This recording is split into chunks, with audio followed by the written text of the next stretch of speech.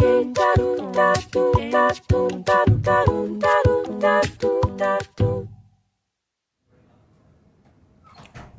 to Women Inspired. I'm your host, Linda Ugelow, and on this show I interview artists, healers, changemakers, and entrepreneurs about what fires them up and how they put their dreams into action. My guest today is a holistic health counselor, a food addiction coach, and author of the best-selling book, Why Can't I Stop Dieting? Welcome, Erin Lathan. Hey, how are you? Yes. I'm great. How are you doing? Good, thank you. So, dieting. Dieting is something that probably most of us have dealt with at one point or another. Is there a problem with dieting? There is, because the entire concept behind dieting is we go on, we go off, instead of truly getting to the root of the problem, which is why we needed to lose weight in the first place, which is because we were eating when we weren't hungry. So if we don't deal with their underlying problem, we're pretty much destined to repeat it. So because we diet, we end up needing to diet again. Wow, so it's like a circular kind of battle. I refer to it like as a merry-go-round. A merry-go-round. Yeah. How does it go around? Because we get on it with the intention of going off. So if we wanted truly to change, we change our eating habits. We change the way we look at food. We change our lifestyle.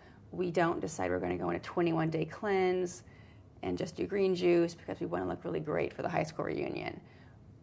We instead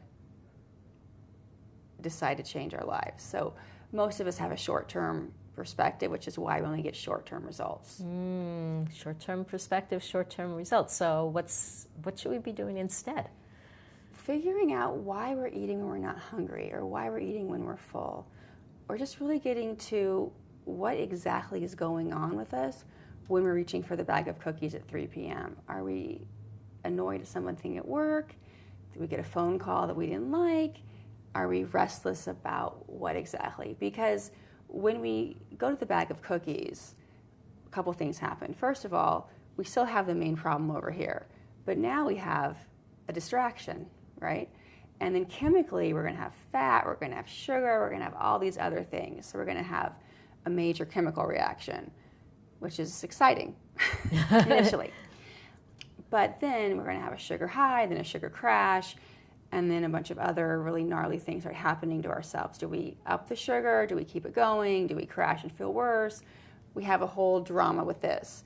Meanwhile, over here is the problem that really needs to be addressed. That gets ignored because now we're thinking about how much our head hurts. Do we have more sugar? What's going on? So the main problem gets dismissed temporarily, or maybe forever. We're not really certain yet. But the added calories, the added fat, the added sugar could very well keep us on a whole sugar binge the rest of the afternoon, which comes evening, which becomes until 10 o'clock, right? Because at 3 o'clock we had a feeling we didn't like, and we decided to hide out with the food. I had a friend the other day that said she used to always eat candy at work when there was something she didn't want to do. She had to fire somebody, Three Musketeers. She had a meeting she didn't want, Skittles. I mean, there was a whole matrix of what she didn't want to do and what, from the vending machine, it would mean. And now she doesn't do that anymore. And she said, I still have to fire people and have meetings, but now I no longer hide out with the vending machine. And I said, how does that feel? She's like, well, I've lost 8 pounds. I'm like, well, good. And I have a lot more change in my wallet. And I said, also great. And she's like, and when I'm actually in the meeting, I can pay attention. I said, well, 3 for 3 there.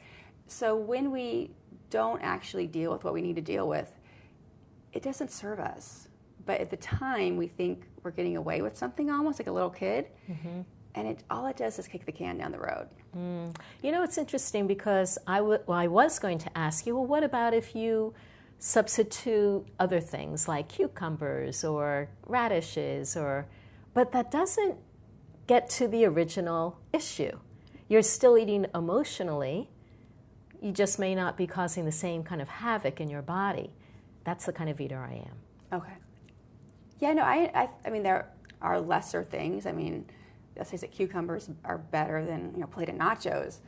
But, eventually you want to work towards understanding what is that trigger. And I know for myself, a lot of times it's brain power. It's like I'm writing on the computer and I get to a point that it feels hard. It's like, oh, I have to think about that one.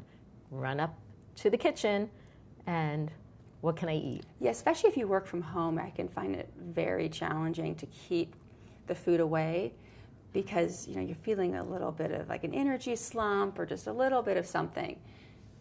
And while you're at work, you might go get a little dopamine hit from a coworker, right? Or you might just get a little something from somebody else. But when you're working from home, oh, look, brownies, or oh, what's happening in the fridge. So often, people that work from home that are my clients, we have other strategies. But yeah, it's very easy to do because your energy slumps, you're feeling a little frustrated, you want to change the channel in your brain, or maybe you're just feeling like you need a little something. When there's so many other ways to cope with that besides food, but we're so used to food. Let's face it, we're little kids. Food is celebration, food is love, food is grandma, food is the holidays. And we kind of need to just completely relook how we look at food and have it be fuel, not entertainment and fun and comfort and distraction. Yeah. So that's interesting that you say, we use food as our go-to when something is either uncomfortable or maybe we're tired and we need to boost our energy. Or so what do people do instead, or what do you suggest people do instead? When your energy is low? Or when you have that trigger of wanting to go to the food for whatever reason?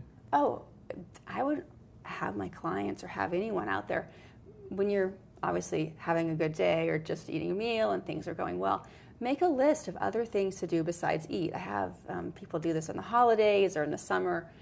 Things you can do, call a friend, journal, buy shoes online, all the things you can do besides putting something in your mouth, because there's so many ways to cope with frustration, restlessness, anger, sadness, whatever, besides food. But so many of us are used to food, right? But once you do it the first time, you sit with the uncomfortable feeling, it really lasts 15 to 20 minutes maximum. And the first time you sit with it, it seems like forever. But once you do it, it's like a muscle. It gets stronger and stronger and stronger. But the habit is so strong in most of us that it's like Pavlov's dog, like discomfort, food, until we realize there is a better way, but we have a lot of years of conditioning we need to work against. Right, so you need to make a new kind of conditioning. Absolutely. So do you think that it's, like you mentioned a couple of things, one is to have a list of other things that you can do, and the other thing you mentioned is to kind of sit with that feeling. Is there one that people might want to do first, or like would you recommend people have their list ready first and then learn to sit with it, or do they just kind of bite the bullet and sit with the discomfort? Well, I would discourage any biting. That was not the right metaphor. Anything with your mouth. I would just, when things are going well, make a list of things you like to do that is not food. Whether it be go for a walk, call your best friend, like I said, journal, buy things online, I don't know, watch 20 minutes of Netflix, whatever. So when you're having that slump, that whatever, that moment, you can go to it, because it's when we don't have that go-to list that those old habits, okay, discomfort cookie. So have that and be a little bit prepared for the first couple of times to feel uncomfortable, like anything new you've ever learned, whether it be a language or physical movement, learning how to do Pilates or public speaking. The first couple times you do anything, you're like, this is uncomfortable. Wait, that's what it feels like to do something new. So it's supposed to feel a little bit uncomfortable. But we're so used to not feeling uncomfortable and running away from discomfort as a society, we don't like that. But it's just a new skill. If you think of it as a new skill, it's not as scary. That's great. So all the things that you're suggesting, I realize, well, they're applicable to me. Thank you so much. Anytime. Someone who works from home. People who are working in an office setting may not have that flexibility to go take a walk when they have that feeling come up, or watch Netflix. So what does someone in an office setting do? You can always just get up and walk around your office, sit down, do some stretches. There's lots of, chair yoga you can do, or just close your eyes, deep breathe for like inhale for 5, exhale for 7. There's a lot you can do to just center yourself and just take a moment for yourself and realize whatever problem I have is not going to be solved by putting something in my mouth. But we're so used to it.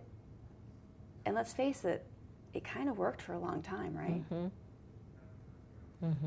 Yeah. So what's your story? How did you come to be interested in all of this? Well, I was one of those women who was always on a diet. Like, since I was about 14 years old, I was either on a diet or very much not on a diet. I was never just living. And I remember the first time I went on a diet, I was 14, and I lost 30 pounds over the summer between my freshman and sophomore year of high school. Wow. I lost so much weight, the teachers thought I was a transfer student. And I remember being really offended by that. Now I think 30 pounds is an amazing amount of weight to lose in 12 weeks. Like, why didn't somebody take me aside and ask me if there was a problem? But, okay, fine. So ever since I was about 14, I'd always had this sort of, and I call it the white noise in my book, of how many calories I'd eaten that day, you know, how much I needed to exercise. It was this constant obsession with my weight, you know, how much I needed to eat or hadn't eaten or wanted to eat. But the problem was because I was always dieting. With every diet there is the binge. And I ended up eating a lot of sugar and drinking gallons of Diet Coke, like, which now I know that artificial sweetener is even worse than sugar. Oh. But we didn't know that. Like, think about like the 80s with, you know, all the Diet Coke and Tab or whatever. So for years and years I was always on a diet. And yet I wasn't ever feeling comfortable where I was.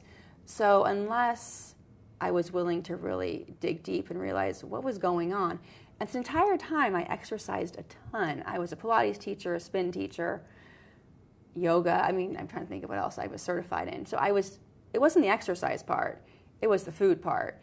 But it was also what I was eating instead of looking at my life, because that's when I realized what the problem was. Sure, I was eating a ton of sugar and artificial sweetener, but why was I eating so much sugar? What was behind the sugar was when I really started to see something as far as like, what is systemic in me that is making me go to sugar instead of dealing with, you know, the uncomfortable conversation I just had with my mother, or, you know, someone at school pickup that wasn't nice to me, or whatever life was giving me that day. So until I was willing to see that for what it was, I really wasn't able to make all the connections.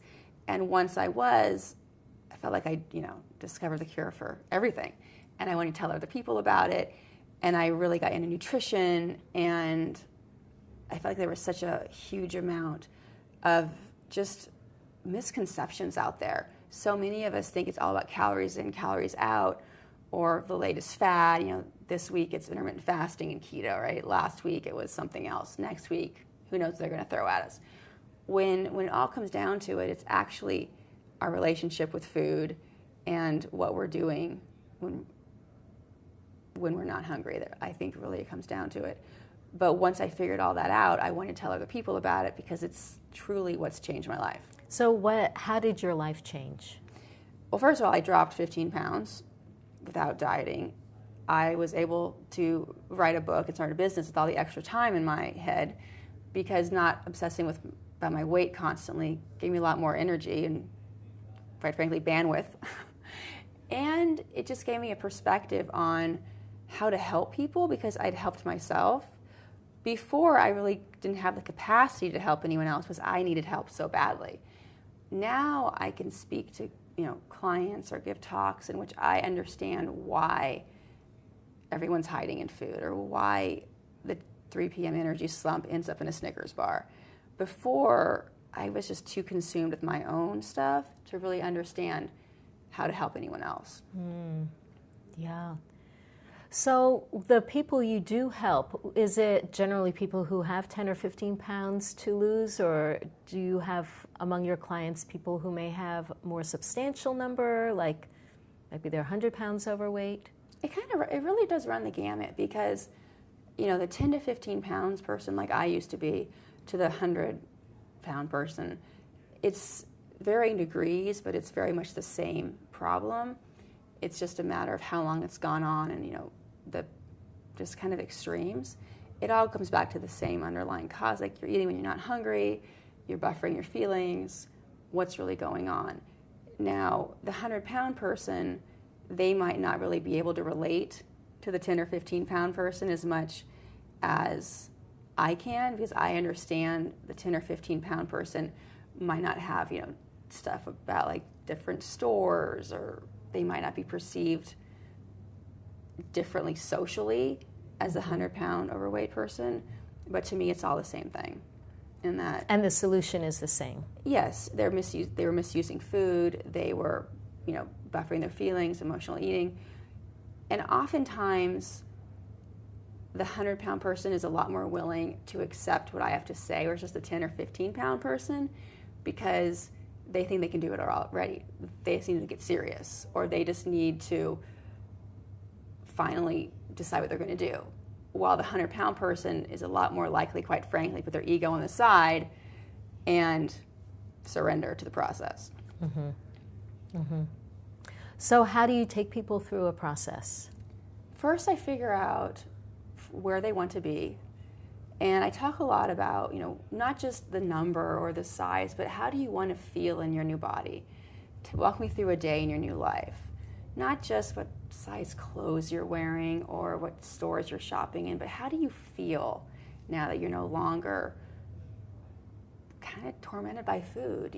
How are you carrying yourself differently in the world? How does that feel? And once that is sort of established in their mind, I also take a pretty good detailed history of their life with their weight. Like, when did you start dieting? What happened? Like, when did everything kind of get messed up? Because, like, with me, I can pinpoint it to when I was 14 and 30-pound weight loss that summer. And many of us have similar stories to, most of the time it's when we're teenagers. Like, something happened or someone said something.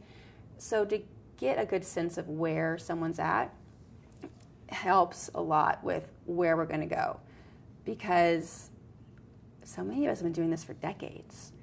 So that's what I usually start with, is where you started and where you want to be. Because where you want to be is not just, like I said, a number. It's also how you want to feel and how you want to think. Because where you want to be when you weigh X, how do you want to solve your problems? And once I really can talk to clients about, so when you are quote unquote done, which you're never done, but for this purposes you're done, how are you going to handle stress? Because you know what? Your mom's still going to make you crazy. Your sister-in-law is still going to call too much. And you might still get parking tickets. So what are you going to do then? Good point. So getting them to realize, once you solve the weight thing, other things might not be as bad, but you're still going to get delayed flights. You're still going to get potholes. And your kid is still going to annoy you in the car. So be prepared. Great.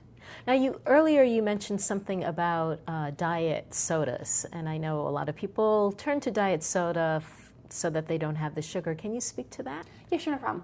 So the deal with diet soda is, the reason everyone likes it is it gives your body the illusion something sweet happens, right? You take Diet Coke, get a little sweetness, your brain's like, oh great, something sweet happened. The reason it doesn't have any calories associated with it is because of the stevia or aspartame or whatever your various diet soda entails. But the part of your brain that the sugar would normally activate is activated enough to say, wait, where is the sugar? Why isn't that coming? So you're more likely to eat more sugar by the end of the day than you would be if you just had a regular soda. It's really crazy. And there's been lots of studies in which they gave people diet soda and regular soda, and time again, over certain periods of time, they will end up having more sugar, gaining more weight than if they just had the regular soda. So it's a lot of chemicals and what it does to your teeth and your intestines, and it's just better just to not even go there. Like, I don't even drink any of that stuff anymore. I was able to wean myself off of all artificial sweetener. I don't drink coffee because I don't like it black. I've tried with tons of coconut milk. I can't do it. So I'm strictly tea now, because unless coffee tastes like defrosted ice cream, I can't even stomach it. So I'm one of those weirdos that just drinks tea. But if you can, just drink it without any sugar, because it's just a really bad way to start your day. It spikes your blood sugar, then it crashes down. But I know that a lot of people, like, what about agave? What about stevia? That's what I get asked a lot.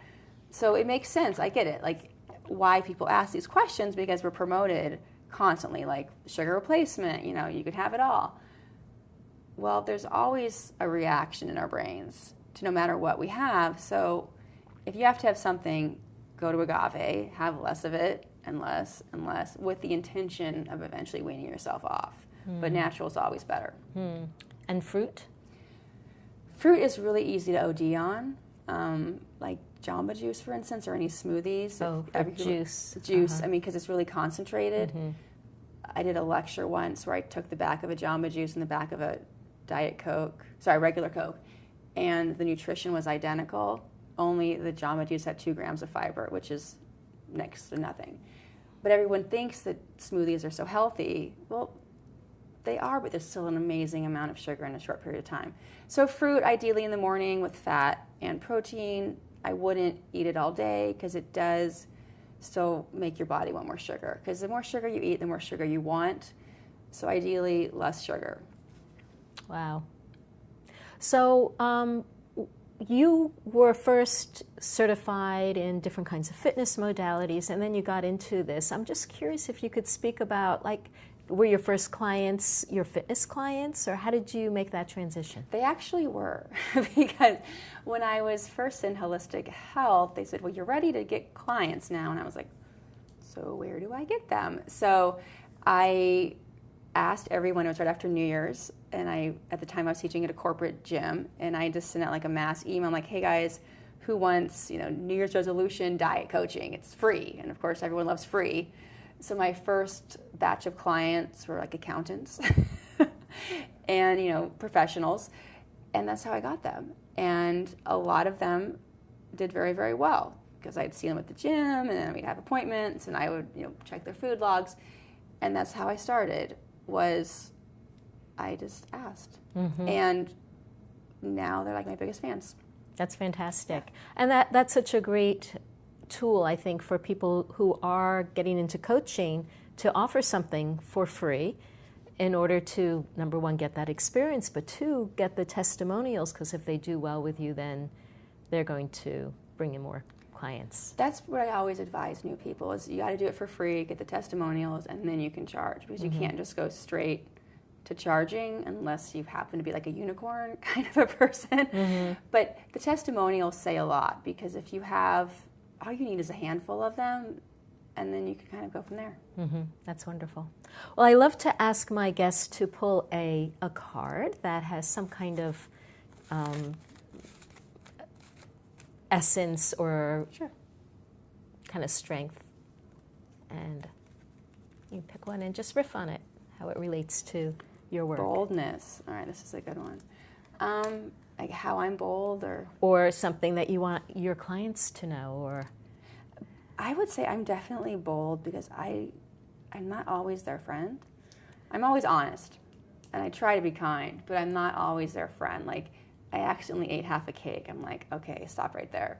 Like, you knew when you went to the kitchen and you got out the fork where you were going, so let's just cut it. I have this saying that I use in my book about, like, the booty call. Like, I talk a lot about how we're breaking up with sugar. So much like the bad boyfriend in college, you don't call him at 2 a.m. to say hello. You're calling him at 2 a.m. for a reason. So let's just be honest here.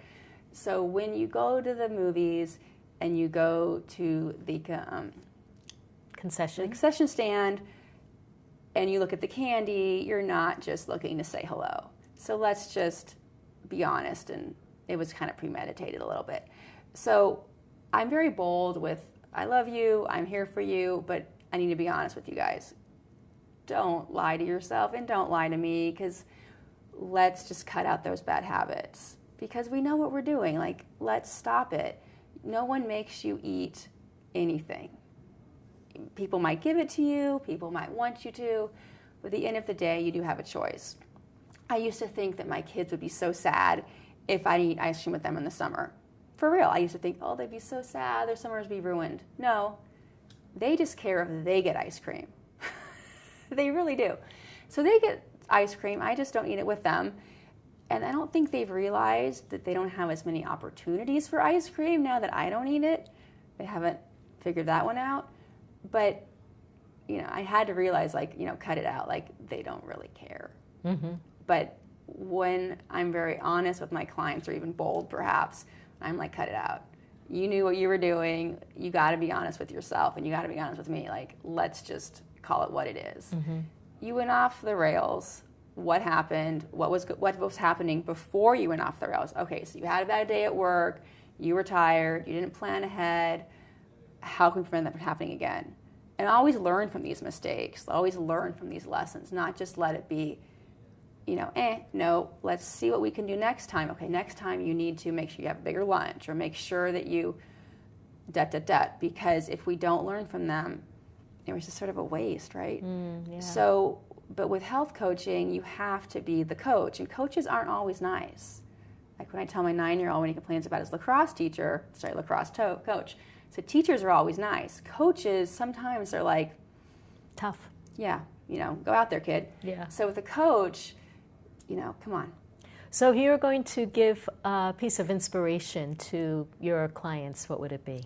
It would be that you always have a choice. You can always decide you're going to do something better and do something different. And just because you've spent so many years being frustrated, you always can start tomorrow and decide, you know what, tomorrow's the day. That's great. So how do people get your book? How do people find you? My book is on Amazon, Why Can't I Stick to My Diet? And my website is ewwellnesssolutions.com. ewwellnesssolutions.com. Yep. This has been great. I have learned a ton. I'm going to go home and think about why I'm going to the refrigerator. And it's great. I'm sure a lot of people have learned from this and relate to all the things that you're talking about. Thank you. Yeah, it was great having you. So, if you enjoyed this episode, please come and watch every week that we have one on. And if you have a presentation coming up, or if you need to make some videos, you're feeling a little bit worried or anxious about it, go ahead and download my free PDF guide, 10 Ways to Overcome Your Fear Speaking. You can get it free from lindaugelow.com/blueprint. And I'll see you next time.